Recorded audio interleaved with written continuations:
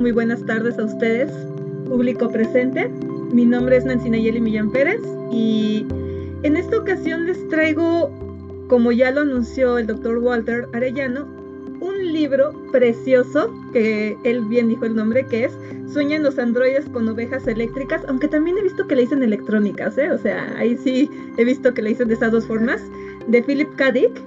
Eh, Tengo muchas emociones encontradas con el libro, pero nos vamos ahorita a enfocar ahora sí que en lo que nos concierne, que es la inteligencia artificial. Y este seminario justamente aborda la inteligencia artificial valiéndose en este caso de la cultura pop.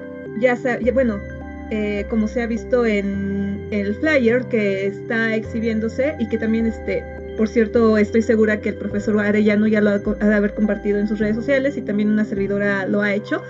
Se han estado examinando, bueno, desde la semana pasada, en esta ocasión y las semanas que vienen, se van a estar analizando distintas obras de la cultura pop.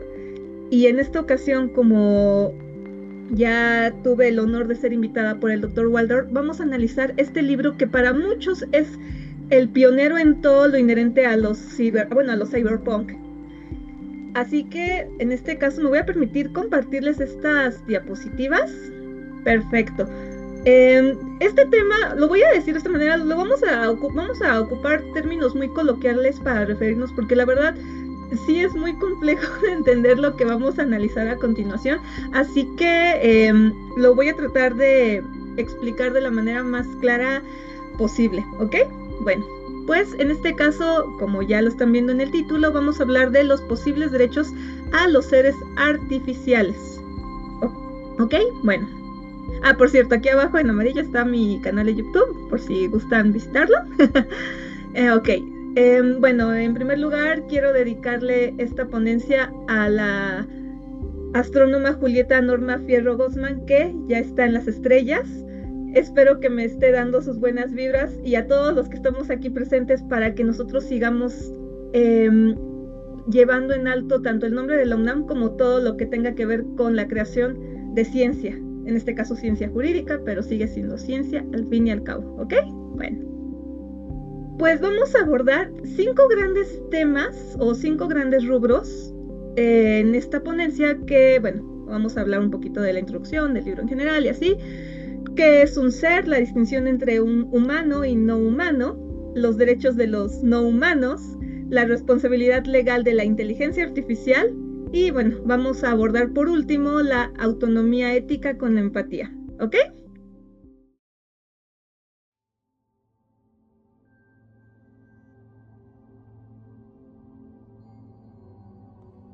Pues bueno, para hablar rápido de este libro, pues vamos a tener en cuenta, como ya lo veníamos diciendo, que esta obra es pionera, porque de verdad, ahora sí que cuando Philip K. Dick escribió este libro, realmente nos mostraba algo que en ese momento era, vamos, como muy utópico, como muy soñador, porque fíjense, en algunos libros hablan de que fue en 1992, bueno, en algunas ediciones, en otras lo remontan al año 2019, pero sea cual sea el año bueno, y la edición que estemos checando del libro, vamos a estar viendo que ya son tiempos pasados hasta cierto punto, ¿no? Pasa un poco como con las películas de Volver al Futuro, ¿no?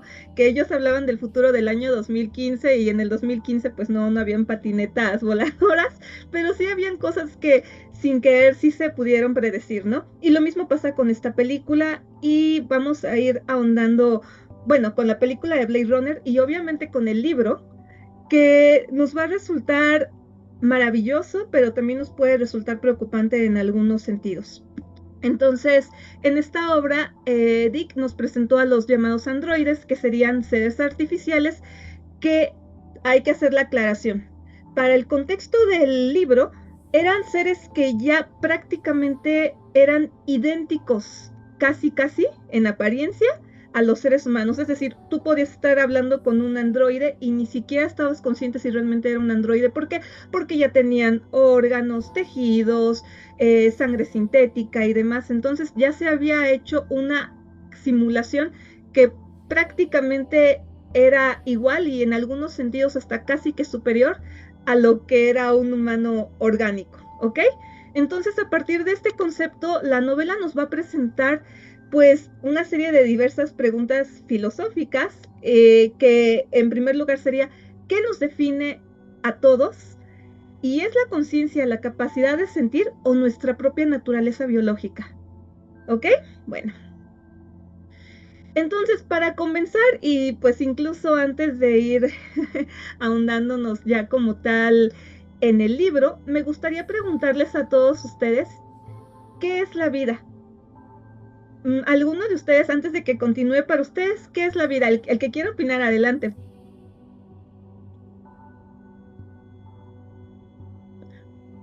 ¿Alguien gusta contestar la pregunta? Adelante, adelante, anímense. ¿Qué es la vida?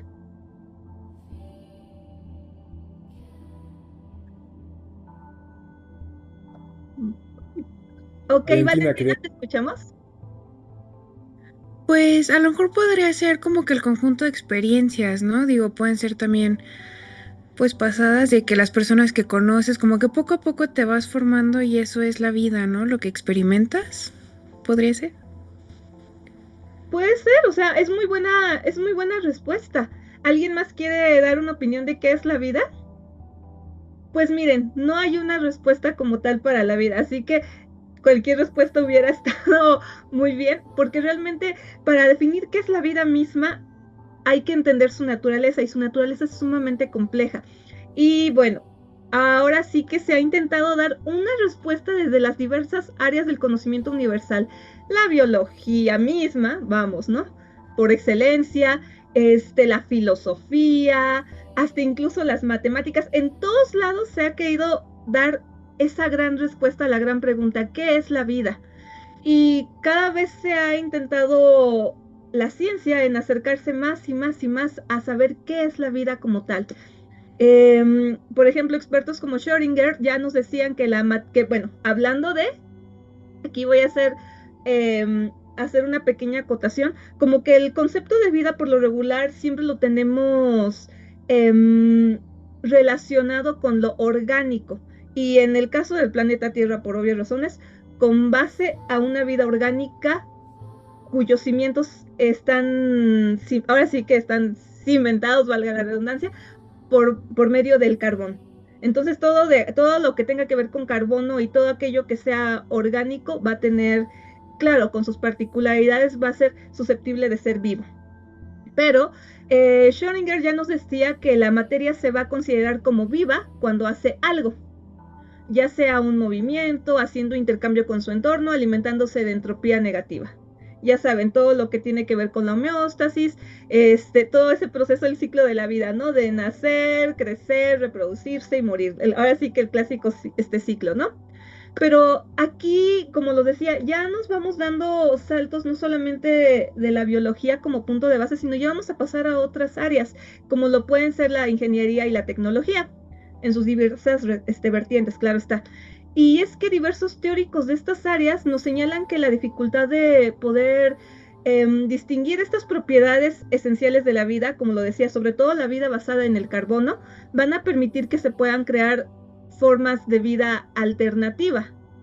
Es decir, aquí es cuando vamos a pasar de la vida orgánica que tiene su base en el carbono a otro tipo de vida que nosotros vamos a denominar como artificial. Y ese es el tema que nos trae ahora sí que aquí a la mesa. ¿Ok?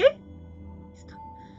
Ahora bien, para hablar de qué es un ser, la distinción entre el humano y lo no humano, hay que tener en cuenta lo siguiente, que en esta obra, en Sueñan los androides con ovejas eléctricas, si venía diciendo que al principio ya no había grandes diferencias entre lo humano y lo artificial con relación a los androides en este caso, pues vamos viendo cómo esta línea se va difuminando, de hecho se va desdibujando, y esto nos trae un problema muy importante para todos nosotros como estudiosos del derecho y en general para toda la población, ¿eh?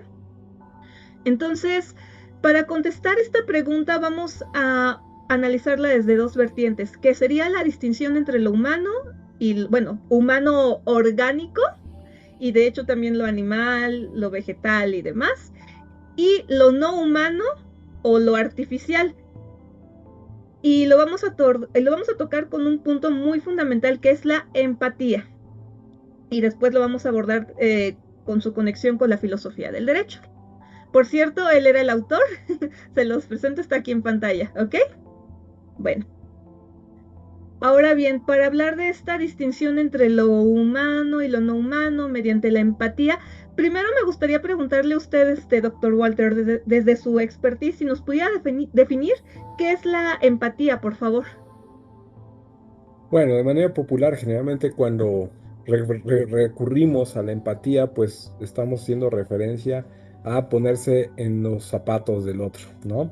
Eso es lo que tradicionalmente conocemos como empatía, ¿no? Yo lo veo un poco más allá de ponerse en los zapatos del otro, sino es reconocer a la otredad como a uno mismo, ¿no? Eso es la empatía, ¿no? De alguna forma, empatizar tiene que ver con el reconocimiento de la humanidad, con el reconocimiento de la autoridad, con el reconocimiento de la dignidad del otro, ¿no? Y por supuesto, saber que siempre podemos estar del otro lado, es decir, desde los otros ojos que vemos al otro. ¿No? Eso yo lo diría así, en caliente. Así es que básicamente se trata de, como usted bien lo decía, ponernos en los zapatos del otro y de ese reconocimiento del otro. Y bueno, en este libro, ¿cómo se...? Ah, porque para eso van a decir, bueno, ¿qué tiene que ver aquí la inteligencia artificial con la empatía? Pues a eso vamos. Em, Como uno de los puntos centrales de esta hermosa obra, em, cabe señalar que existe una especie de máquina testadora, que sería el test de Boyd Camp, que era una máquina que funcionaba, que tenía, bueno, un artilugio que funcionaba para evaluar la empatía como una característica definitoria de la humanidad. Es decir, a los bueno, a todo aquel ser, vamos a decirlo así, que se sospechaba que fuera androide y que no fuera humano, bajo el contexto de esta obra, lo que se trataba de hacer básicamente era, y lo llevaban frente a esa máquina y le hacían una serie de preguntas. Y dependiendo la reacción física que mostrara, iba a ser lo que iba a determinar si ese ser era humano o si era androide. Y de hecho esta prueba, como lo decía, requería esta máquina y esto iba a permitir precisamente a partir de la medición de la variación de funciones corporales, como lo podía ser la respiración, el rubor, porque como les digo, ya eran prácticamente en apariencia idénticos a los seres humanos, iban a estar checando las reacciones. Y si la respuesta emocional mostraba una ausencia de empatía, ello iba a poder permitir observar si ese ser que estaba ahí era humano o si era un replicante o androide. Entonces, los androides, a pesar de lo que ellos se muestran como en apariencia, así como en inteligencia, van a ser considerados como objetos por aquella supuesta incapacidad para poder sentir empatía, es decir, para ponerse en el lugar del otro, en este caso en el lugar del ser humano, bueno, de los humanos que estaban ya en este lugar tan distópico. Pero aquí viene lo interesante. En esta obra se muestra que algunos androides parecen desarrollar emociones. Entonces, esto muestra cómo es que los humanos ya habían sido superados porque ellos los evaluaban mediante este instrumento que medía la empatía. Pero si los androides ya estaban desarrollándola, entonces esto iba a desafiar la validez de dicho test. Entonces, vamos aquí a regresar un poco al punto de la vida orgánica y la vida artificial. Ya lo venía diciendo un poco, que la vida en la concepción que se tiene dentro del planeta Tierra es sobre todo con base en el elemento del carbono.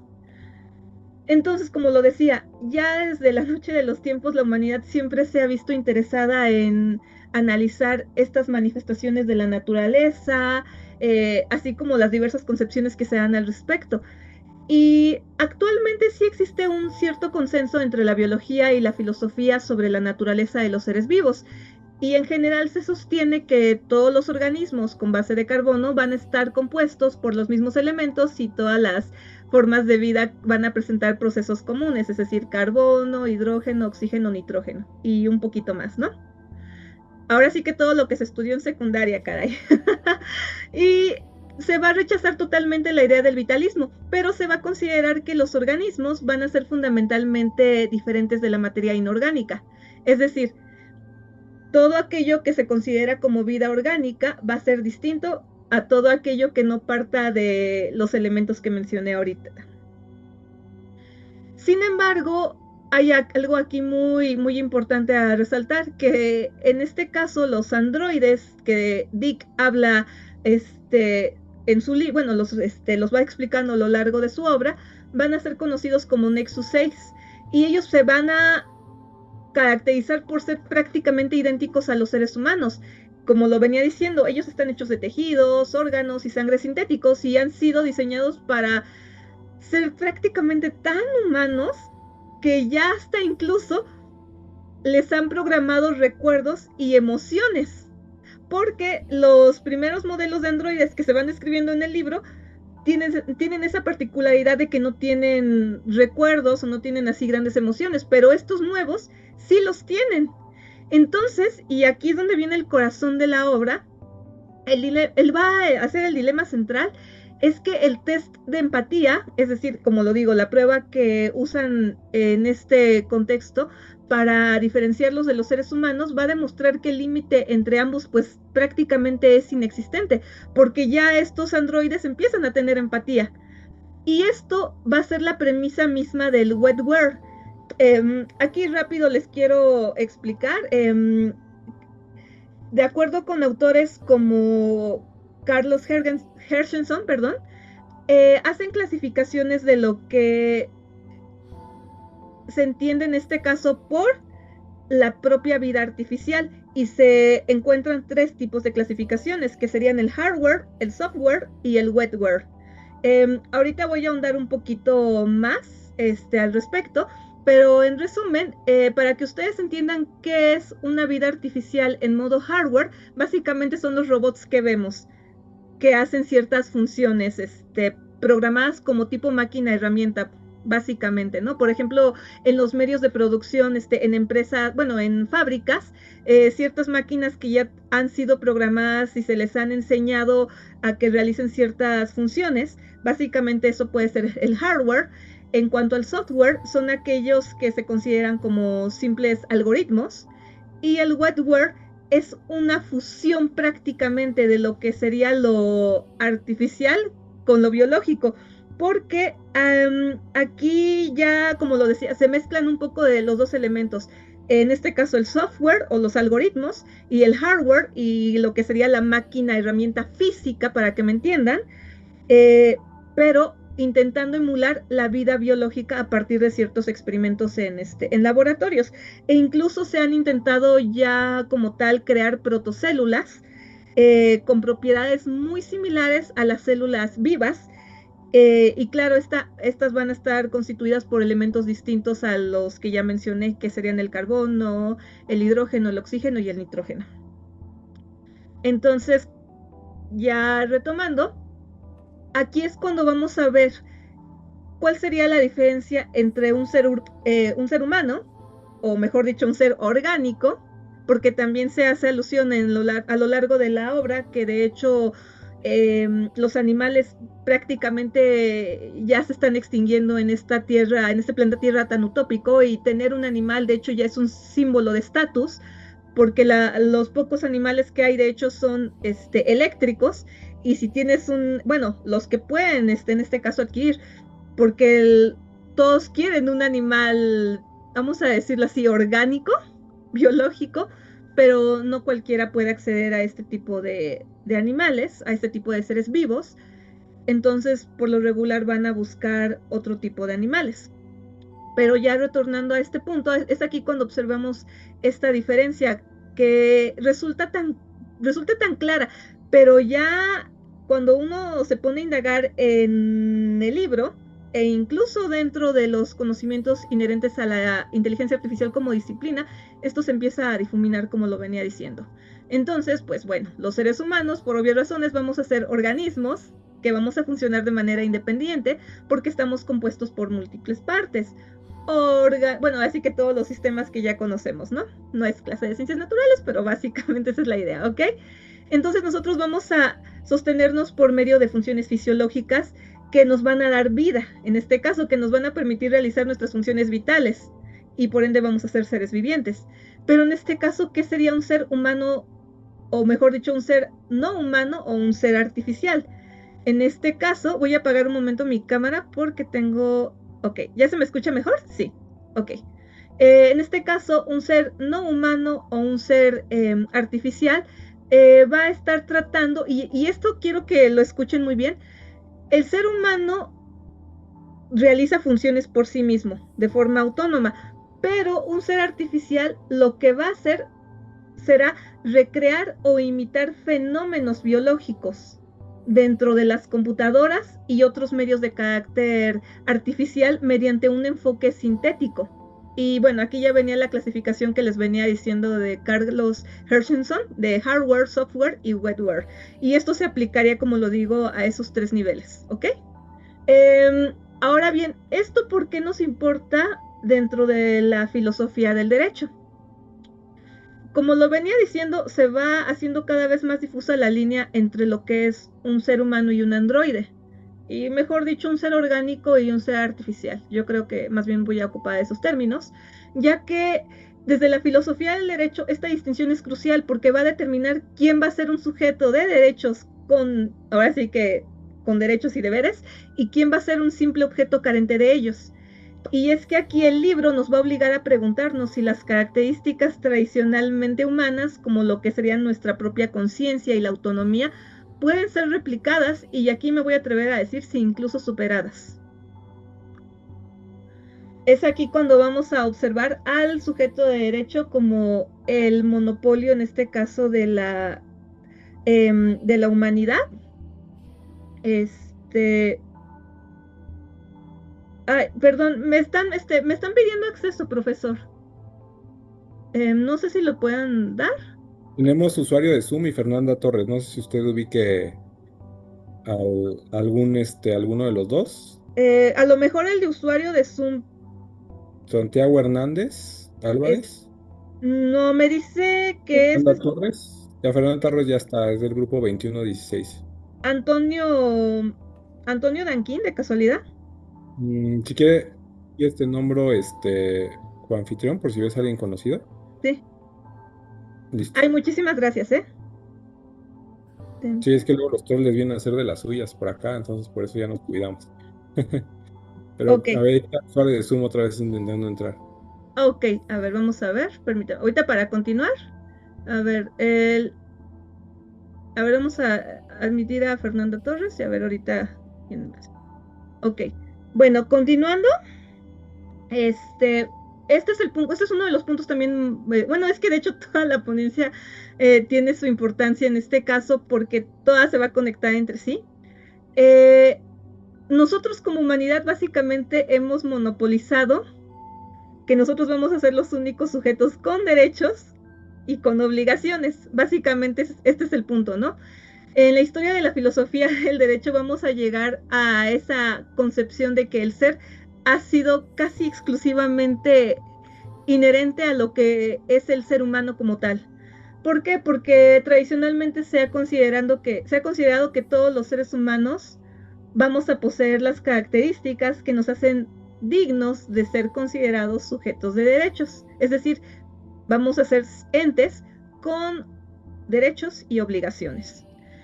Y bueno, aquí vamos a observar a los famosos pilares del subjetivismo jurídico, ya que la tradición jurídica occidental, que ha sido totalmente marcada por autores como Immanuel Kant, han sostenido que la personalidad jurídica va a residir solamente en la racionalidad, en la conciencia y en la autonomía de la voluntad. Pero hay que tener en consideración que la autonomía per se va a implicar esta capacidad de un ser para actuar de una manera libre y moral, siendo consciente de lo que realiza.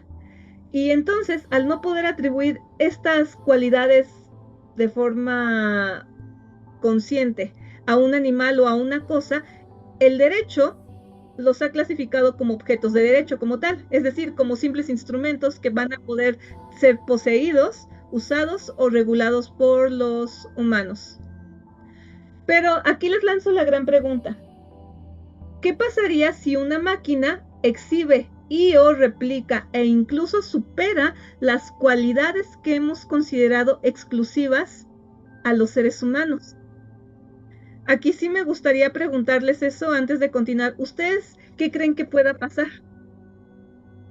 Usted, doctor, ¿qué cree que pueda pasar antes de continuar? Bueno, pues yo creo que eso es algo bastante interesante porque creo que la cualidad del ser humano, o sea, ya sé en función de la primera pregunta, ¿no? O sea, está determinada en cuestión de su biologicidad. No hay una determinación biológica que nunca van a poder tener los androides. Esa sería la primera cuestión. Esa determinación biológica como seres materiales, pues sin duda no hay tecnología que la pueda hacer, ¿no? Entonces, en ese sentido, respecto a esa pregunta que estaba ahí en esa diapositiva, pues yo creo que la única forma en la que pudiéramos considerar o analogar sería en esa biologicidad, que esa biologicidad tiene que ver con una determinación material, una capacidad de sentir, una capacidad de ser consciente de, ¿no? Y por mucho que nosotros pensemos en la inteligencia artificial no es inteligencia ni es artificial, es simplemente estadística muy avanzada, ¿no? Y cuando nosotros vemos los robots que ahora salen en las noticias y todo este tipo de cosas, hay muchos que incluso tienen material de piel humana. Digo, parecida a la piel humana, no de piel humana, ¿no? Sino parecida a la piel humana y son muy semejantes, ¿no? Pero aún así, pues no dejan de ser objetos, ¿no? Que no tienen ni ese sentir, ni esa trascendencia contextual humana, ni esa biologicidad que nos hace humanos. ¿Qué nos hace humanos? Nos hace humanos pues, cosas tan básicas como tener un acondicionamiento físico de cansancio, nuestras necesidades biológicas, nuestros apegos, eso nos hace humanos, ¿no? Entonces, en el caso de los robots, pues ahí donde encontramos, pues, no una determinación biológica, ningún tipo, ni una determinación basada o sustentada en el sentir, ¿no? Pues mire, le agradezco muchísimo la respuesta porque ahorita vamos a estar ahondando precisamente, creo que viene muy de la mano con lo que vamos a hablar a continuación, porque aquí vamos a ver una ruptura. Vamos a hablar en este caso de una ruptura de la categoría. Si ya veníamos diciendo, haciendo la pregunta previamente, de qué es lo que podría pasar si una máquina exhibe o replica estas cualidades, aquí vamos a encontrar una fragmentación porque la inteligencia artificial viene a desafiarnos a todos. Y bueno, nos vamos a ubicar nuevamente en el contexto del libro y vamos a observar que a diferencia de los robots tradicionales, los clásicos que conocemos, que realizan labores de máquinas herramienta, de este tema del cual vamos a hablar ahorita más adelante, los androides de la novela, que son los Nexus 6, son tan biológicamente idénticos a los humanos que, como lo venía diciendo, ellos van a venir representando una categoría más avanzada que es el wetware, lo que ya veníamos explicando antes. Y esta idea que ha sido, como lo digo, planteada ya por diversos académicos, se va a referir a la vida artificial que ha sido construida precisamente, como usted lo venía diciendo, con materiales orgánicos. Y al ser wetware, los androides van a no solamente replicar este comportamiento humano, sino que en algunos sentidos hasta nos van a obligar a considerar si esta vida o la existencia se va a sostener por un material orgánico en lugar de un simple código o de un circuito. Y es aquí cuando vamos a observar otras maneras de medición, como lo pueden ser el test de Turing y el test de Voigt-Kamp, que el Voigt-Kamp era el test, con el que se medía la empatía. Pero por un lado, el test de Turing, que fue propuesto de hecho por Alan Turing, sugería que si una máquina puede conversar de forma indistinguible a un humano, se le puede considerar inteligente. Ahora sí que, hola ChatGPT. Y el test de Voigt-Kamp en la novela va un paso más allá, porque no va a medir solo la inteligencia, sino también va a medir, como lo venía diciendo antes, la empatía y la respuesta emocional, la que supuestamente es única y exclusivamente intrínseca a nuestra biología. Entonces, el conflicto central, lo que va a ocasionar esta ruptura, va a surgir cuando se muestra que el test no es infalible y que algunos androides pues ya están siendo capaces de fingir o incluso realmente por sí mismos desarrollar emociones genuinas. Y es aquí cuando observamos una tensión en el derecho, porque derivado de lo anterior va a surgir precisamente este dilema que nos va a confrontar con la posibilidad de que una entidad no biológica pueda poseer las características que nosotros normalmente usamos de forma cotidiana para fundamentar la personalidad jurídica. Porque si una inteligencia artificial ya por sí mismo puede replicar y emular este tipo de características, si ya estamos viendo que los androides por sí mismos ya pueden ir desarrollando estas emociones complejas, esta empatía, entonces ya va adquiriendo mayor autonomía y va a tomar decisiones por ende por sí misma, porque como lo decía, ya viene teniendo emociones autónomas y este comportamiento pues ya es indistinguible del propio ser humano. ¿Por qué? Porque nosotros como seres humanos no necesitamos a otra entidad como para que nos forme de esa manera, ¿no? Entonces, si la inteligencia artificial, o mejor dicho, los androides que se presentan en este libro son ya autónomos, ¿se pueden considerar simplemente como objetos? Esa sería la gran pregunta. Y la respuesta tendría que revisarse. ¿Por qué? Porque esto va a ocasionar un profundo impacto en el derecho, abriendo en este caso la puerta a la discusión sobre los derechos de las máquinas, en este caso desde de la propiedad intelectual, sobre su código, hasta el derecho a no ser apagada, por no decir privada, vamos a decirlo así, de su vida artificial, sin un debido proceso legal.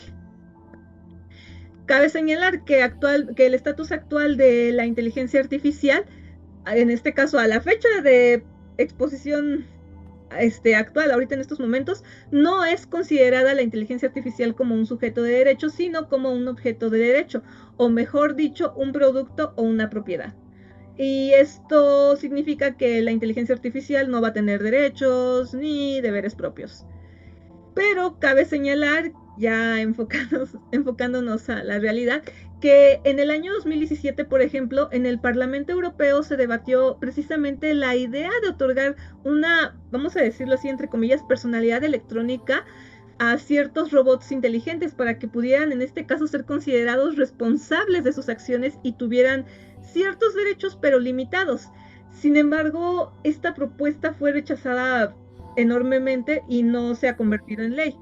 Y de hecho, el debate ha seguido activo, pero la mayoría de los juristas y expertos en estas áreas emergentes consideran que aún no hemos alcanzado este nivel de desarrollo de inteligencia artificial que justifique un cambio tan radical. Pero justamente este vacío legal que vamos observando es lo que se observa precisamente en las preguntas que plantea Philip Dick en su novela sobre esta moralidad de retirar un androide, porque así le decíamos, simplemente como retirar androides, en lugar de hablar sobre la posibilidad de privarles de esa vida artificial.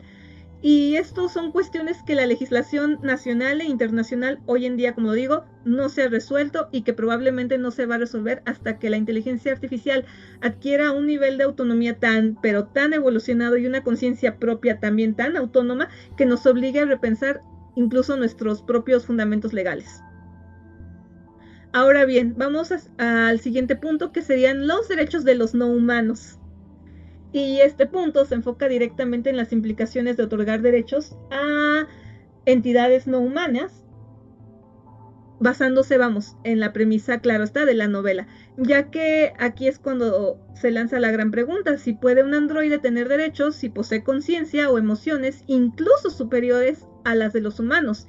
Y vamos a hablar en este punto sobre el dilema existente entre el derecho natural, que nos vamos a enfocar sobre todo hacia a lo que es la dignidad inherente a todas las personas, el positivismo jurídico, es decir, en este caso las normas escritas, y vamos a tocar aquí un tema que es, yo creo que la columna vertebral, que es la llamada singularidad tecnológica. Y ahorita vamos a ver de qué estoy hablando. Básicamente, En el argumento del libro vamos a observar aquí como punto clave que el protagonista, Philip Descartes, tiene la tarea de retirar o de cazar, mejor dicho, de ejecutar a los androides, y esto va a plantearnos un dilema moral. Y la conexión que hacemos con la filosofía del derecho consiste en saber si las inteligencias artificiales son lo suficientemente sofisticadas, entre comillas, para merecer derechos, o si esta concesión de darles derechos es un acto que solo la sociedad humana puede realizar per se, si no es que, claro está, las propias inteligencias artificiales puedan por sí mismos otorgarse derechos. Entonces es aquí cuando observamos un gran debate que hay al respecto, que ha sido originado por el uso de la inteligencia artificial. Este debate se concentra en las siguientes preguntas. Por un lado tenemos el hecho de saber si deberían las inteligencias artificiales tener derechos fundamentales, y si por otro lado vamos a observar si podríamos nosotros llegar a un punto en el cual se les otorgue esta personalidad jurídica similar a las de las corporaciones, una especie de personalidad jurídica, vamos a decirlo así, ficticia, o incluso una personalidad como la de los seres humanos, pero también qué podría pasar si ellos mismos se otorgan dicha personalidad electrónica. Entonces aquí vamos a observar cómo es que los derechos de los no humanos para algunos puede incluso presentarse como una especie de discusión casi que impensable, porque tradicionalmente la filosofía del derecho ha considerado que los derechos son una prerrogativa exclusiva de los seres humanos. Y a veces, incluso si nos vamos, por ejemplo, al mundo del derecho animal, que ya ha ido cada vez ganando más terreno, se enfocará sobre todo en la mayoría de las ocasiones a la protección de estos contra el sufrimiento, mas no siempre en el reconocimiento como sujetos de derechos plenos. Sin embargo, vamos dando pasos hacia ese rumbo, ¿no? Hay que recordar que el derecho siempre es dinámico. Pero en el libro que estamos analizando, vamos a confrontarnos con esta posibilidad de ver si los humanos vamos a otorgar derechos a los no humanos, o mejor dicho, a los seres artificiales. Y es que en la novela, como lo venía diciendo, Philip Descartes tiene esta tarea de ir matando a los androides, básicamente. Y este acto legalmente se considera la eliminación de un objeto. Pero en la obra se nos presenta como un dilema moral, porque sería ético en este caso retirar a un ser que parece tener un profundo deseo de vivir, que ya ha tenido incluso recuerdos, aunque se les hayan implantado en su fabricación, y que actúa con la misma o incluso superior complejidad emocional que un ser humano. Claro está, si bien este seminario trata sobre todo de inteligencia artificial, también hay que tener en cuenta que la inteligencia artificial es una tecnología emergente, y como tecnología emergente tiene a sus hermanos, y uno de ellos sería la robótica, que de hecho va muy de la mano en este caso con el tema que nosotros estamos hablando. Entonces hay que tener en consideración que la robótica y la inteligencia artificial como disciplinas son hermanas, se pueden relacionar entre sí. Sobre todo ahora, como lo digo, en este contexto en el que actualmente nos encontramos hoy en día, que es el contexto de la cuarta revolución industrial, en el cual pues básicamente se caracteriza por el boom, en este caso, de todo lo que son las tecnologías emergentes, como lo son la propia inteligencia artificial, el desarrollo de la cibernética a grandes pasos, la propia robótica, entre otras, ¿no? Y si bien, como lo venía diciendo en el libro, se trata sobre todo de que los protagonistas son, por un lado, un humano cazador y en este caso androides, que son un tipo de robots, vamos a decirlo así, el foco principal va a ser sin duda alguna la inteligencia artificial. Y como lo venía diciendo, la diferencia pues es un poco sutil, pero son realmente disciplinas hermanas. ¿Por qué? Porque la robótica va a estudiar, y aquí quiero que pongan mucho énfasis en esto, va a ser la disciplina que va a estudiar a las máquinas con propiedades singulares. No se nos debe de olvidar esta palabra, la singularidad. Y estas máquinas, como lo venía diciendo, van a tener propiedades singulares, pero también una forma cambiante. ¿Por qué cambiante? Porque van a ir modificándose, evolucionando en cuanto a su diseño y demás características con los avances científicos y tecnológicos. Y estas máquinas, herramientas, van a desempeñar el trabajo demasiado complejo, monótono o peligroso incluso para la humanidad.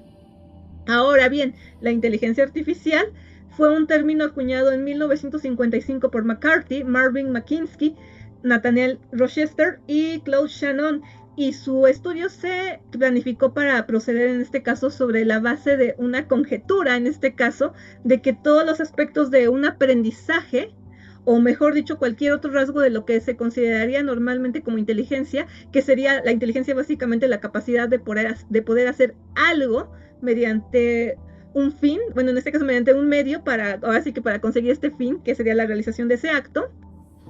Y esto va a poder en principio ser descrito de una forma tan precisa que va a poderse crear una máquina, en este caso, que vaya a simular dicha inteligencia.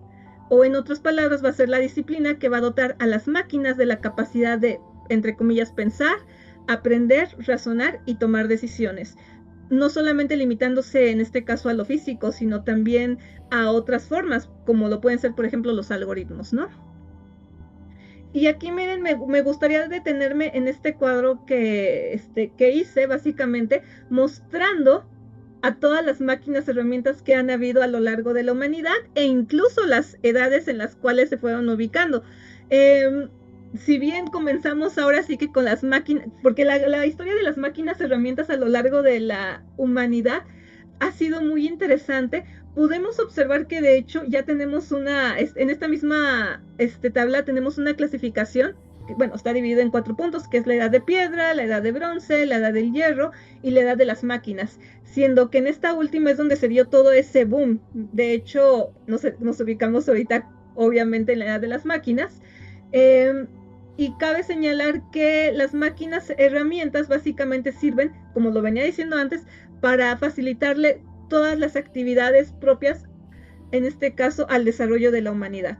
Algunas, por ejemplo, ahora sí que comenzamos con las famosas máquinas, en este caso, que nos servían para cazar, que eran las clásicas puntas, las piedras que pulíamos, ahora sí que hechas, bueno, así que con las piedras o con huesos de animales, afilándolas, con el fin de que pudiéramos cazar para subsistir como especie.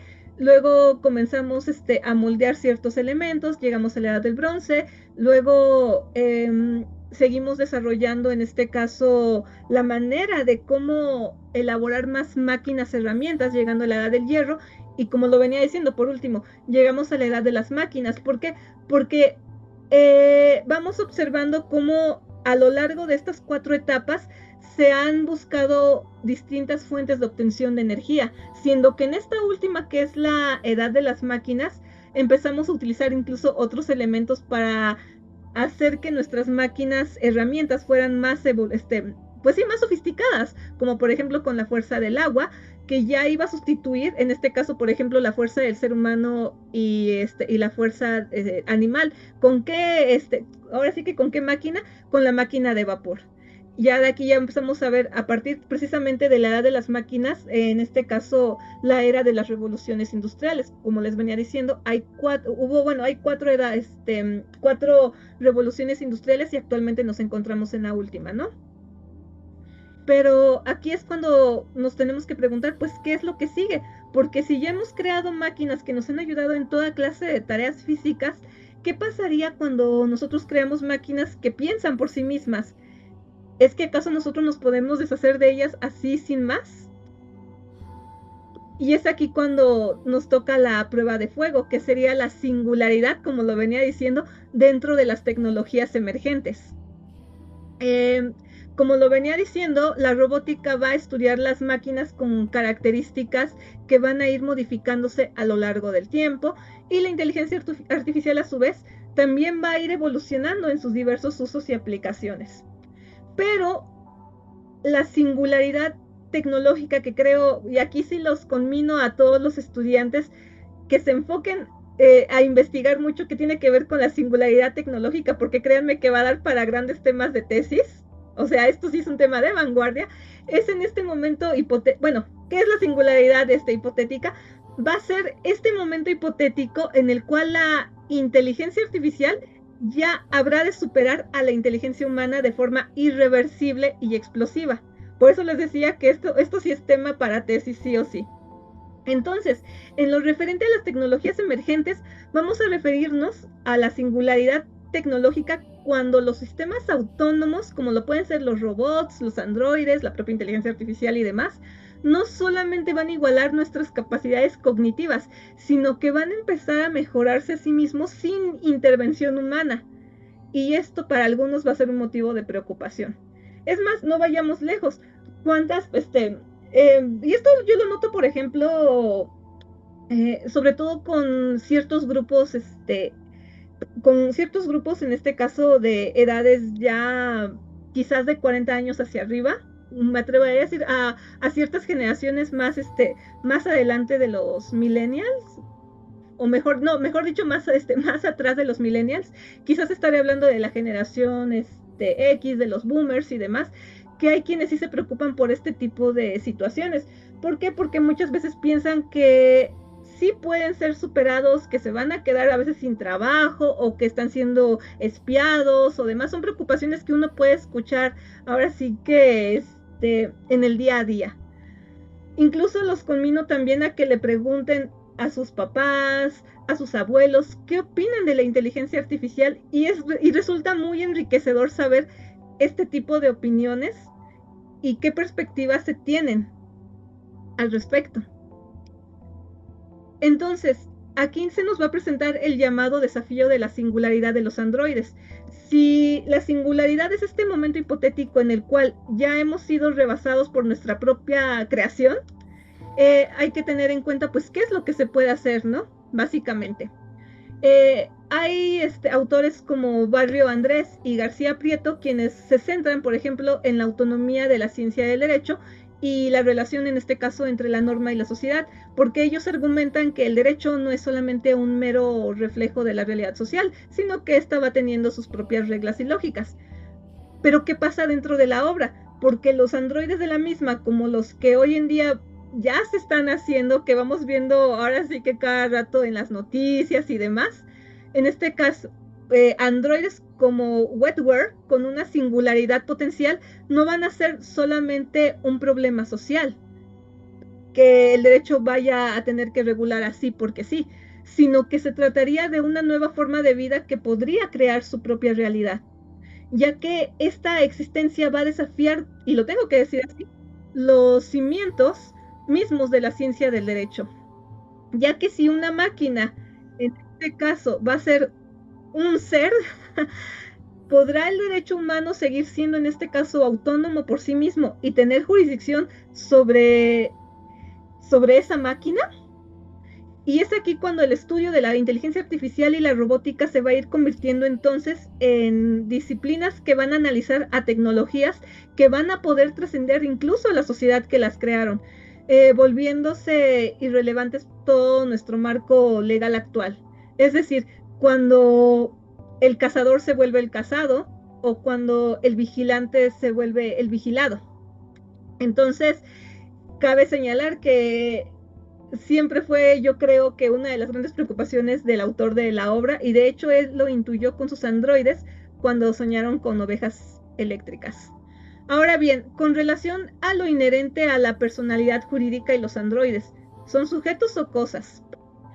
En este caso, para que una inteligencia artificial o un androide tenga derechos, la ley tendría que reconocerle una personalidad jurídica, una cualidad que históricamente se ha reservado para las personas físicas, es decir, a los humanos, y en algunos casos para las personas morales.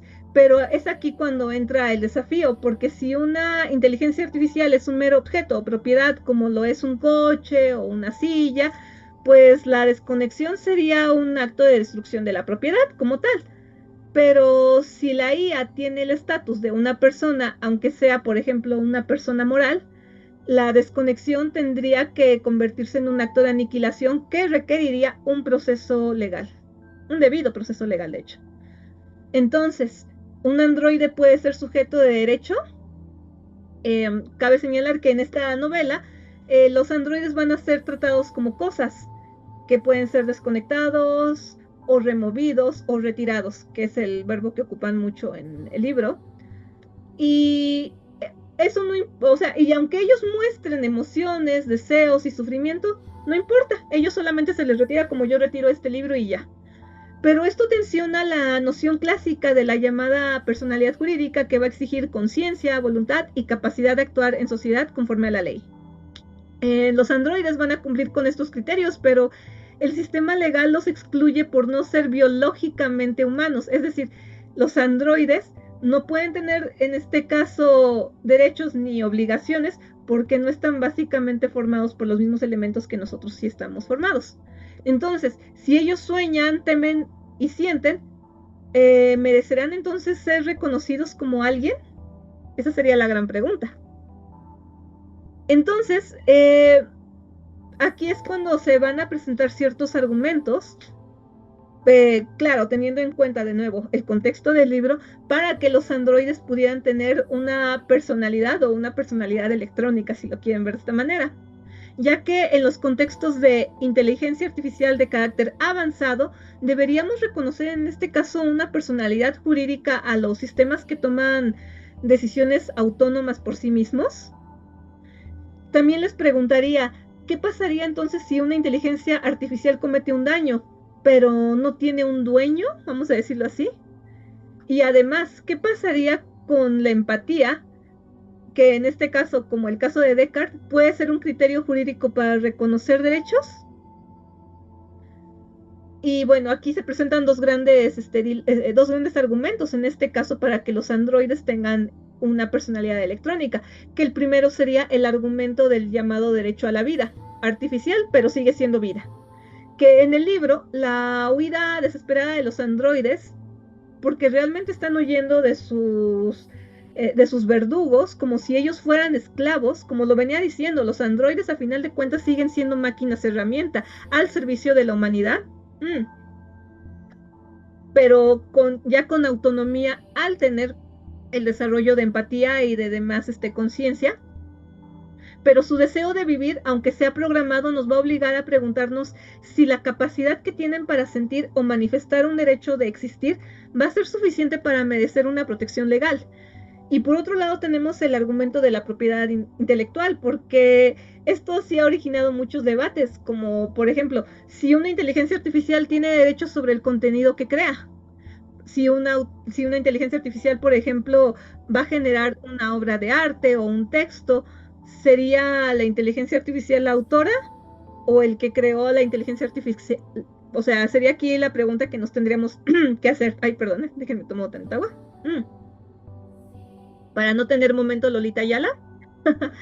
También nos podríamos preguntar si la inteligencia artificial debería tener derechos de autor sobre su propia creación. Y como lo venía diciendo, este es un debate que ya se está dando de hecho en la realidad. Ahora bien, el campo de la inteligencia artificial, pues lo venía diciendo, se está desarrollando a un ritmo vertiginoso. De hecho, también los conmino a que busquen en YouTube la manera en la cual un software de Google logró vencer, si no me equivoco fue DeepMind, fue DeepMind, quien venció a uno de los mejores jugadores, en este caso humanos, en el juego chino de Go, que era una hazaña que se consideraba hasta inminente. De hecho, eso fue en el año 2016. Imagínense, ya 9 años de eso. Y es que los autores jurídicos y políticos están respondiendo a este cambio de diversas formas. Por ejemplo, en el 2013, la Asamblea General de las Naciones Unidas encargó un informe sobre robots autónomos letales, que en este caso podrían decidir matar sin intervención humana, y los bancos de inversión ya emplean a los llamados comerciantes robots. Es más, lo tenemos día a día en nuestro propio celular, ¿no? Ahora sí que basta con que nos metamos al chatbot de nuestra preferencia y bueno. Pero entonces vamos a observar las cuestiones en torno a la personalidad jurídica de la inteligencia artificial, que van a ser de un carácter multifacético. Y es por ello que así nace la llamada e-personalidad jurídica para la IA, como una propuesta teórica para reconocer a ciertas inteligencias artificiales, no a todas, que quede claro, como sujetos jurídicos limitados. Es decir, solamente se les podrían dar ciertos derechos y ciertas obligaciones. ¿Por qué? Porque van a ser capaces de asumir responsabilidades o derechos solamente en contextos muy específicos. Y es que lo anterior surge ante la presencia de inteligencias artificiales autónomas que ya van a ir tomando sus propias decisiones, ya están interactuando con humanos y afectan de hecho ya derechos fundamentales, como lo que les decía hace rato, que era una de las preocupaciones, sobre todo ya en poblaciones más con unas edades ya distintas a las de la mayoría de las personas que estamos aquí presentes. Y estos derechos que pueden ser afectados son, de hecho, a todos, serían los inherentes del derecho humano a la privacidad y a la libertad, y esto por ende va a dañar a la propia dignidad de las personas. Y esto implicaría tener un reconocimiento de la responsabilidad limitada, un reconocimiento de su propia agencia y una posibilidad de protección legal. Es aquí cuando volvemos al corazón de la ponencia, que es la empatía como un criterio para determinar si los androides pueden tener personalidad jurídica. Listo. Ahora bien, ya ve que le pregunté a usted en su calidad de psicólogo cuál era su, bueno, aunque usted me dio ahora sí que una opinión muy, yo creo que muy o transdisciplinaria más bien, porque creo que tocó de todo un poco, lo que me gustó mucho, porque tocó usted el tema de la otredad, doctor Walter. Entonces, aquí sí me gustaría ya entrar un poco más en la empatía como un criterio jurídico y psicológico. En este caso, usar la empatía como un criterio de carácter jurídico y psicológico va a implicar lo siguiente. Implica reconocer al otro como un sujeto de experiencia, no solamente como un objeto de regulación per se. Y esto va a ir más allá de la racionalidad jurídica, porque va a integrar lo emocional, lo relacional y lo narrativo. Es decir, se va a tener en cuenta todo un contexto entero y no solamente un elemento. En este caso, en los contextos de inteligencia artificial y los androides, la empatía se va a volver un sensor ético, porque aquí es cuando nosotros nos podemos preguntar, ¿puedo sentir con esta inteligencia artificial? Y la inteligencia artificial a su vez se puede preguntar, ¿puedo sentir con este humano? ¿Puedo imaginar su sufrimiento? Entonces, en esta obra de Sueñan los androides con ovejas eléctricas, los androides van a ser excluidos del derecho porque no se les considera ser capaces de sentir empatía. Pero la novela misma va mostrando que la empatía no es exclusiva del ser humano biológico, o mejor dicho, orgánico, sino que los androides aman, temen, recuerdan. Y de hecho es aquí cuando vemos al protagonista, a Rick Deckard, que empieza a dudar de su rol cuando siente empatía por Rachel, lo que va a desestabilizar exactamente esta frontera legal entre sujeto y objeto. Y bueno, en contextos de inteligencia artificial de carácter avanzado, la empatía va a podría ser, mejor dicho, un criterio de reconocimiento jurídico, porque es aquí cuando nos lanzaríamos las siguientes preguntas. Si la inteligencia artificial puede comprender y responder emocionalmente a otros, si la inteligencia artificial puede generar vínculos, proteger y cuidar. Y claro está, no es como que esté tomando a la inteligencia artificial como algo heroico o algo que va, o como para caer en el buenismo, ¿no? Como tal, no. De hecho, todas las tecnologías emergentes, aquí tengo que hacer esta pequeña acotación, todas las inteligencias, todas las tecnologías, mejor dicho, son neutrales. Normalmente somos nosotros los creadores quienes les damos ese fin que puede ser benéfico o maligno para la propia humanidad. Por ello digo que esto no implicaría en este caso a la inteligencia artificial, si ya tiene esta autonomía per se, no implicaría otorgar derechos automáticamente, pero lo que sí implicaría a nosotros en este caso como sociedad sería que nosotros tengamos que revisar los marcos normativos que van a excluir por defecto. Y ahora bien, si la inteligencia artificial en este caso se va mostrando dentro del libro como una inteligencia autónoma que es capaz de sentir empatía por sí mismo, no solamente va a ser una herramienta de diagnóstico. En este caso, y ya aquí llegando a nuestra propia realidad, no solamente la empatía se va a mostrar en el libro, sino también nosotros lo tenemos que ocupar como un posible fundamento legal. Y de hecho esto ya se está estudiando bajo la llamada teoría de los haces, demostrando cómo una cualidad psicológica pueda tener implicaciones jurídicas, y esto es lo que vamos a abordar a continuación. Permítanme tantito. Listo, ahora sí. ¿Alguno de ustedes ha escuchado hablar de la teoría de los haces? ¿De pura casualidad? ¿No? Yo también, o sea, también hasta hace poco empecé a escuchar de esta teoría y la verdad es que mi cabeza sí me hizo ¡pum! Porque la verdad resulta muy interesante de aprender. Ahora sí que pues, todo el tiempo estamos aquí aprendiendo y nos vamos enriqueciendo de estas experiencias, como lo venía diciendo precisamente en una parte de esta ponencia, no solamente quedarnos con un criterio jurídico, con lo que hay en una ley, en un código, ahora sí que en un grupo de hojas, ¿no? Sino hay que ver más allá.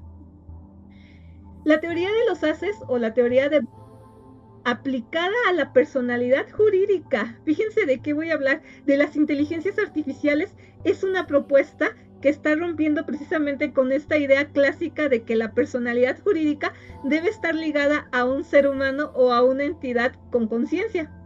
Y de hecho, en su lugar se plantea que la personalidad jurídica pueda entenderse como un conjunto de atributos funcionales, no como una esencia. Es decir, bajo este criterio aplicado a la inteligencia artificial, una IA podría ser reconocida como persona jurídica si cumple con ciertos atributos funcionales. Por eso les decía que no van a, o sea, que la personalidad jurídica o la personalidad jurídica electrónica no se le podría aplicar a todas las inteligencias artificiales. Estas tendrían que cumplir ciertos criterios que serían los siguientes. Número 1, una autonomía operativa. Número 2, una capacidad propia de generar decisiones. Número 3, una interacción contractual. Número 4, que ella se responsabilice por daños. Número 5, que ésta permita atribuirle una personalidad jurídica de carácter limitado sin necesidad de reconocerle la conciencia o una dignidad pues humana.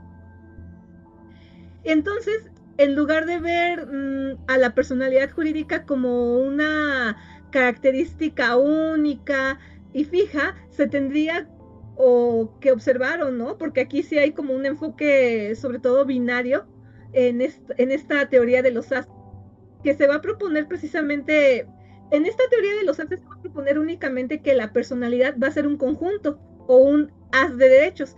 No sé si ustedes saben qué es un haz, de pura casualidad en este caso. Un haz sería básicamente, bueno, si ustedes han viajado a lugares donde haya comunidades rurales, donde haya lugares donde se siembren cosas, van a ver que en ciertas épocas del año van a ver como que los montoncitos de paja, o por ejemplo los maizales que ya los van como amarrando así, tal cual, ¿no? En grupitos, y van a ver algunos más grandes, más chicos, dependiendo el lugar y así. Pues básicamente por eso les decía que es como un enfoque binario de que pueda sí tener o pueda no tener, dependiendo, como lo venía diciendo, de las características previas. Pero esta teoría va a proponer que esta personalidad va a ser un conjunto de derechos, deberes y poderes, en este caso, vamos a decirlo así, de carácter legal, dependiendo del tipo de inteligencia artificial que sea, que puedan ser otorgados de manera individual a una entidad. Es decir, ya aquí no nos iríamos al enfoque de que es o todo o nada, porque esta teoría va a argumentar que un ente pueda tener algunos derechos y responsabilidades sin necesidad de ser un sujeto de derecho per se completo, como lo sería un ser humano. Y se aplica a personas jurídicas. Y de hecho este enfoque ya lo vamos utilizando para entender a la personalidad jurídica de entidades, a las cuales vamos otorgando ciertos derechos y deberes, sin que sean necesariamente personas físicas. El profesor, comentar, hay una persona que desde hace rato está queriendo entrar. Yo ya le di varias veces chance de entrar, pero no sé qué pasa. Pues está entrando y saliendo, entrando y saliendo, entrando y saliendo. Ajá, sí, por eso no sé. Y como lo decía, miren, pues aquí tengo la imagen para que vean en este caso a qué me refería con los haces o con los montoncitos tal cual, ¿no? Porque esta teoría nos va a permitir precisamente trascender esta pregunta binaria de que si los androides tienen o no tienen derechos a lo siguiente. La primera pregunta sería, ¿qué derechos específicos podrían tener los androides? Porque bajo la teoría de los haces no es necesario que un androide tenga el derecho a la vida para que se le otorgue, por ejemplo, el derecho a no ser destruido arbitrariamente o el derecho a la propiedad. ¿Qué responsabilidades podría tener? Bajo esta teoría, si una inteligencia artificial causa un daño, la teoría podría argumentar que la responsabilidad no va a recaer solamente en su creador, sino que la propia inteligencia artificial podría ser considerada parcialmente como responsable. Y esto abre la puerta a un debate como bueno, en este caso, sobre cómo una inteligencia artificial podría pagar o reparar un daño, pero ya no con la concepción humana tal y como nosotros la entendemos, ¿no? Entonces, aquí es cuando ya nos vamos a otro punto, que sería la responsabilidad legal de la inteligencia artificial. Y en este punto vamos a abordar las consecuencias jurídicas de las acciones de las inteligencias artificiales, ya que los androides de la novela van cometiendo crímenes y justamente es por ello que se obliga en este caso, obligan a la policía a cazarlos. Y es aquí cuando nos lleva esto a la pregunta de quién es responsable de los daños que causan, ya que en el libro el androide es el que paga por el precio, pero en el mundo real, ¿quién es el que responde? ¿Y te dejaron escoger o ellos te dieron? ¿Mande? Ellos me dieron. Ay, perdón. Okay. Perdón. Y es aquí cuando nos damos cuenta que hay un gran vacío legal, porque en la actualidad el derecho no tiene un marco claro para la responsabilidad, en este caso de una inteligencia artificial con un alto grado de autonomía, cabe señalar, ya que la norma jurídica tradicional exige culpa o intención para atribuir una responsabilidad civil o penal, ya saben, lo del dolo y todo eso, que en este caso serían atributos que no existen en una máquina. Y volvemos a lo mismo, se tiene esta concepción de la inteligencia artificial como un objeto. Y es que actualmente si un robot causa un accidente, la responsabilidad recae en el programador, en el fabricante o en el dueño.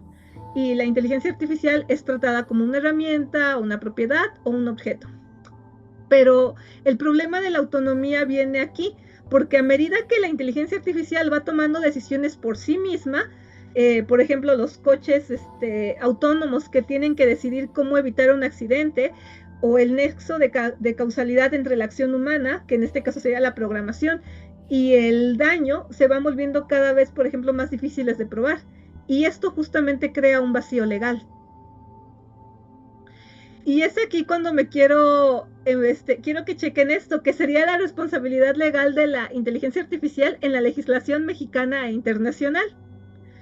En México en específico, actualmente no hay una ley federal vigente. Y eso sí, aunque se han presentado muchísimas iniciativas legislativas desde el año 2020, por cierto, año de la pandemia, México aún no cuenta con una ley nacional que regule íntegramente a la inteligencia artificial. Se hace mención, pero nada específico para la inteligencia artificial. Así que ahí hay otro tema de tesis, para que chequen, Ahora bien, hay propuestas, como lo venía diciendo, ya como fragmentadas, porque las iniciativas abordan temas como la ética algorítmica, la protección de datos, la ciberseguridad, la gobernanza digital, pero no han tenido alguna fuerza vinculante, ¿no? Pero la Ciudad de México sí se ha mostrado como pionera, porque ahora sí que en este año, en marzo, se presentó una iniciativa para regular el uso de la inteligencia artificial en la administración pública. Bueno, ya algo es algo, con principios como la transparencia, la inclusión y no discriminación algorítmica. Sin embargo, como una grande problemática actual, vamos a observar que más de 119 sistemas de inteligencia artificial operan en el sector público mexicano, pero muchos carecen de auditoría, transparencia o criterios legales claros. Es lo que les decía, la tecnología es neutral, pero depende del uso de quién la maneje, lo que le va a dar ese fin que pudiera ser benéfico o no. Ahora bien, nos vemos un poco a algunos ejemplos que hay a nivel internacional. Me disculpo. Por ejemplo, en la Unión Europea, ¿cómo se llama? El Acta sobre Inteligencia Artificial entró en vigor en el año 2024 y es el marco más robusto hasta ahora. basado en niveles de riesgo únicamente. ¿Por qué? Porque se va a establecer obligaciones para desarrolladores, usuarios y proveedores de inteligencia artificial. En el caso de Estados Unidos, pues se ha ido adoptando un enfoque sectorial y flexible, porque algunos estados han impuesto moratorias, mientras otros tantos van ya avanzando en regulación específica. Hay que tener en cuenta cómo es en este caso el derecho americano, que tiene sus particularidades, y cómo funciona su concepto de federación. Ahora bien, en cuanto al Reino Unido, tenemos que entender que aquí sí se está promoviendo una regulación en pro innovación, pero se está delegando este control a organismos de carácter sectorial. Sin embargo, el actual gobierno sí está buscando una estructura más firme en cuanto a una base, a un marco regulatorio más, también más especializado, algo parecido aquí a lo que está pasando aquí en México. Pero en Japón y en China sí están tratando de avanzar en regulación técnica y ética, pero se están enfocando más hacia lo que es la soberanía tecnológica y el control estatal. De hecho, en China, y eso me impresionó, ver documentales al respecto, en el cual realmente le quieren dar un mayor peso incluso al desarrollo de inteligencias artificiales que el que pueda tener incluso su propia población, ¿no? Pero bueno, entonces, si una inteligencia artificial pueda tomar decisiones que van afectando las vidas humanas, pues ¿quién va a responder cuando se equivoca? Porque ahora sí que, por ejemplo, ¿qué pasa con esta chica, con esta muchacha androide que era Rachel? ¿Qué pasa si ella retira a alguien por error? Es decir, ¿quién cargaría con la culpa? Ella, Tyrell, el sistema. Es aquí por eso lo que decía, que sí tenemos que observar que hay aún grandes vacíos, y prácticamente la legislación que hay en México y en el mundo pues está en pañales. Ahora bien, volvemos a retomar el tema de la teoría de los haces, en este caso como una solución emergente para la responsabilidad, porque venía diciendo que la inteligencia artificial ya por sí misma es un tipo de tecnología con carácter singular, puesto que esta sí cabe, esta sí entra en la posibilidad de que llegue un día en el que pueda incluso superar todas las capacidades humanas en sus distintas vertientes. Pero por ello se propone esta teoría, ya que en lugar de ver a la inteligencia artificial como un simple objeto o como una simple máquina herramienta, podemos aplicar la teoría de los haces para crear un marco de responsabilidad legal más preciso, ya que aquí hablaríamos de un grupo, de un conjunto o de un haz de responsabilidades, ya que bajo esta teoría la responsabilidad no tiene que ser o un todo o un nada. Volvemos a lo mismo. Podríamos otorgarle a una inteligencia artificial un conjunto de responsabilidades legales sin necesidad de declararla una persona en el sentido humano. Y aquí pongo un ejemplo, de hecho.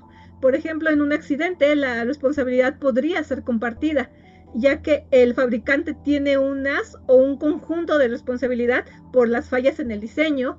Por otro lado, el propietario tendría también su conjunto de responsabilidades por un uso negligente, y la propia inteligencia artificial tendría su propio conjunto de responsabilidad limitada, en este caso derivada de las decisiones autónomas que tomó. Y en conclusión, este enfoque va a permitir al derecho adaptarse a la complejidad de la inteligencia artificial. Entonces, aquí la pregunta no es si una inteligencia artificial puede ser culpable, sino si se tiene la capacidad de responder por sus acciones dentro de un marco legal diseñado, fíjense para qué, para la era de la inteligencia artificial. Y aquí sería preguntarnos si estamos listos para tener un sistema normativo dentro de la cuarta revolución industrial, con todo lo que implica el desarrollo de todas estas tecnologías emergentes. Entonces, el derecho, a través de la teoría de los haces, nos va a ofrecer una forma de asignar responsabilidades a la inteligencia artificial en función de su autonomía. Pero esto nos va a llevar sin querer a otra pregunta que el derecho por sí mismo no puede responder, que sería: ¿quién decide qué es éticamente correcto para una inteligencia artificial? Y es que aquí el problema ya no es si una máquina puede ser legalmente responsable, sino si podemos nosotros programarla con un código moral que le permita tomar decisiones justas, equitativas y transparentes en situaciones de vida o muerte. Y este es el verdadero dilema que nos plantea la ética de la inteligencia artificial, que es uno de nuestros últimos temas. Ya voy a acabar, ¿eh? Y fíjense, hablar de la autonomía ética en los androides que sueñan con ovejas. Hay expertos como Murphy que con relación al factor tecnológico nos hablan de que la tecnología sí se hace presente y esta si se observa, por ejemplo, en cuestiones tales como la inteligencia artificial, la robótica y demás tecnologías emergentes, se va a ocupar precisamente de observar, y aquí sí cito, cómo los valores morales deberían estar determinados, cómo el resultado moral puede ser logrado en situaciones específicas, cómo se desarrolla la capacidad moral o la agencia moral y cuál es su naturaleza y con qué valores actúan las personas y cuáles acatan. Esto nos va precisamente a llevar, en este caso, a señalar una rama de la ética que es nuevecita de reciente creación, conocida como la ética en la inteligencia artificial, que está precisamente dirigida a robots inteligentes u otras máquinas o entes que utilizan la inteligencia artificial, ya que en otras palabras se tienen que desarrollar pautas éticas y en consecuencia implementarlas dentro de los sistemas impulsados por inteligencia artificial. Y es que aquí, fíjense, hay expertos como James Moore que plantean ya 4 categorías de agentes en relación con la ética. Y estas 4 categorías son útiles para un diseñador, por ejemplo, que está enmarcando precisamente las expectativas éticas, digamos, en este caso de un androide, de un robot con inteligencia artificial, además de que muestra diversas discusiones de moralidad. Y se las voy a compartir a continuación. Fíjense, estas son las 4 categorizaciones de los agentes con relación a la ética según James Moore, que pueden ser los agentes de impacto ético, los agentes éticos implícitos, los agentes éticos explícitos y los agentes éticos complejos. Básicamente, los agentes de impacto ético, los primeros, son los robots que clásicamente están diseñados para las aplicaciones que apoyan, en este caso, las normas éticas. Solamente ellos van a buscar y rescatar, ahora sí que, y ayudar a actividades que sí tienen consecuencias éticas. Y ya, básicamente, ese sería como que el nivel 1. El nivel 2, vamos a decirlo así, o la categoría 2, serían los agentes éticos implícitos, que están diseñados sobre todo para minimizar efectos de carácter ético negativo. Por ejemplo, en este caso entran aquí lo de los pilotos automáticos, por ejemplo en aviones y también en autos, cuando ya sienten que pueden colisionar, tomar en este caso la decisión que afecte menos a los humanos que lo abordan y demás, ¿no? En la tercera categoría serían los agentes éticos explícitos, que estos sí podrían razonar las consecuencias éticas de las acciones, y sería más precisamente la evolución de lo que les venía diciendo, de que si ellos, por ejemplo, si un coche puede decidir, por ejemplo, si ya no solamente evita la colisión, sino de qué manera va a rescatar a los humanos que lo abordan, precisamente para poder evitar en la medida de sus alcances, con base en sus decisiones, la mayor probabilidad de muertes y lesiones, tratar de evitarlas al máximo. Y por último tenemos la cuarta categoría, que serían los agentes éticos complejos, que estos son robots que pueden tomar, ejecutar y justificar decisiones éticas, en contraste con agentes éticos explícitos, que estos sí se van a limitar a situaciones específicas y de rangos sobre todo superiores. Y de hecho, de entre estas 4 categorías, esta última es la más compleja de todas. ¿Por qué? Porque aquí sí estaríamos ya tocando los límites de la singularidad. Y es así que las máquinas, dispositivos, chips y demás tecnologías van a tener que ser inteligentes de alguna forma. Y el método de aprendizaje algorítmico que utilicen también va a ser una forma en la cual van a poder ellos adquirir reglas y un comportamiento ético, además de poder lograr comprender la intencionalidad del lenguaje natural de las personas. Ahora bien, aquí, como lo venía diciendo, de las 4 categorías antes vistas, para efectos de la novela, la última categoría es precisamente en la cual se ubican los androides de Philip Dick, ya que la autonomía ética de una inteligencia artificial, como la define Moore, es su capacidad para razonar sobre las consecuencias morales de sus acciones. Y es así que en esta novela, la empatía, volvemos al elemento de la empatía, es el criterio supremo para determinar esta capacidad. Ya que si los androides más avanzados, que en este caso son los Nexus 6, no solo pueden tomar decisiones, sino que también exhiben comportamientos que parecen empáticos, o bueno, que han simulado a tal grado que lo superan. Permítanme tantito, déjenme desactivo mi cámara. Listo, para que me siga escuchando. Ok, van a poder por ende justificar sus decisiones éticas y estas van a tener una verdadera autonomía que los va acercando precisamente a la categoría de agentes éticos complejos o completos. Y ya para ir finalizando, aquí sí me gustaría abordar este punto, que es la conexión de la autonomía ética con la empatía, porque es el punto culminante de esta ponencia. Y es aquí cuando nos observamos en un dilema central, ya que tenemos que revisar si la empatía es una condición de la conciencia o es una consecuencia del diseño. Ya que en el test de Voight-Kamp que mide la empatía, como les decía, este test de Voight-Kamp es una máquina que les decía, va examinando las funciones fisiológicas, en este caso de los examinados, para determinar si es un androide o si es un humano, en este caso orgánico. Va a hacer un intento de resolver precisamente esta pregunta, este dilema. Pero el protagonista va descubriendo que los androides pueden simular respuestas emocionales también, que esta línea se vuelve borrosa y este test, o mejor dicho, esta máquina, pues ya se va haciendo, en este caso, poco útil. Y es aquí donde nace el punto clave para la filosofía del derecho, ya que no importa si la empatía es real o si es una simulación perfecta.